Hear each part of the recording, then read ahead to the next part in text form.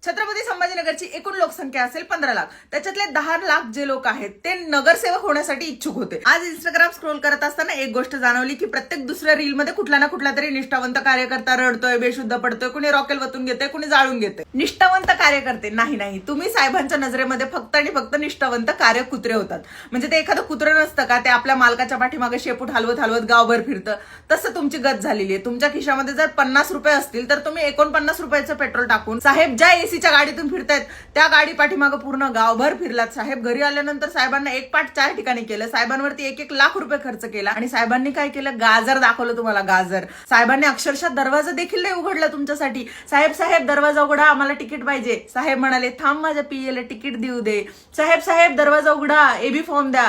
अरे थांब माझ्या जातीवाल्याला तिकीट देऊ दे. नगरसेवक कसा असावा याची व्याख्या सांगितलेली आहे. अरे मी इंजिनियर आहे, मी सुशिक्षित आहे, मी चांगला आहे. अरे मग काय करायचं अशा माणसाचं ज्याचं सर्वेत नाव येतं, ज्याचं येतं की नाही येतं माहित नाही, पण कालचा आहे उमेदवार, हा उमेदवार होतो, उद्या तो निवडून येईल. आम्ही फक्त सतरंजा उचलायच्या आणि कार्यकर्त्यांनी फक्त मंत्री आमदाराची वाट बघायची आणि गद्दार म्हणणारे जे निष्ठावंत नाहीये ते नगरसेवक झाले का त्यांना सॅल्यूट करायचा. तुमच्याकडनं फक्त आणि फक्त सतरंजी साफ करून घेण्यात आलेली आहे आणि ज्या बायका आहेत ना त्यांना फक्त चहा करण्याचं, चहा वाटपाचं काम देण्यात आलेलं आहे. आणि जे प्लास्टिकचे ग्लास असतात ना ते देखील कार्यकर्त्यांना उचलण्याचं काम मिळालेलं आहे.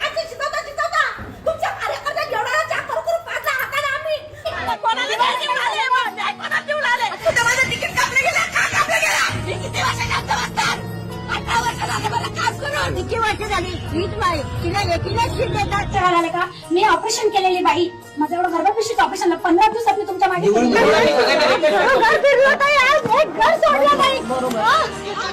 आणि माझा निर्णय ठरलेला आहे. आत्मदहन हा निर्णय उद्या होणारच आहे. मी आत्मदहन करणार आहे. फक्त निष्ठा पाळून आपण राहिलो एवढ्या वर्ष, पण त्याचं काही किंमत नाहीये पक्षाला. पास हेच काय ते निष्ठावंत कार्यकर्त्यांचं आयुष्य आहे, बाकी काही नाही. साहेबांच्या सभेसाठी गर्दी कशी करता येईल यासाठी कार्यकर्त्यांनी मेहनत घेतली आणि कार्यकर्त्यांच्या अक्षरशः हातावरती तुरी देऊन दुसऱ्यांना दिले तो तिकीट. कार्यकर्ते आहेत जे जीवाचा आटापिटा करतात, तिकीट नाही मिळालं बाबा आपल्याला तर काही जनतेची सेवाच नाही करता येणार.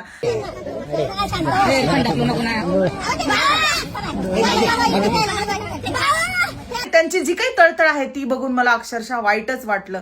चक्कर बिक्कर येऊन पडल्यात बायका, ऑपरेशन झाल्यानंतर बायकांनी 15 दिवसात रुजू झाल्या. सगळ्या गोष्टी साहेबांसाठी केल्या आणि साहेबांनी तुम्हाला काय केलं, कुत्र्यासारखं हाड म्हणाले, बाकी काही नाहीये. तुमचं नाव आजपासून निष्ठावंत कार्यकुत्रे असायला पाहिजे. राजकारण्यांवरती कधीही विश्वास ठेवू नये.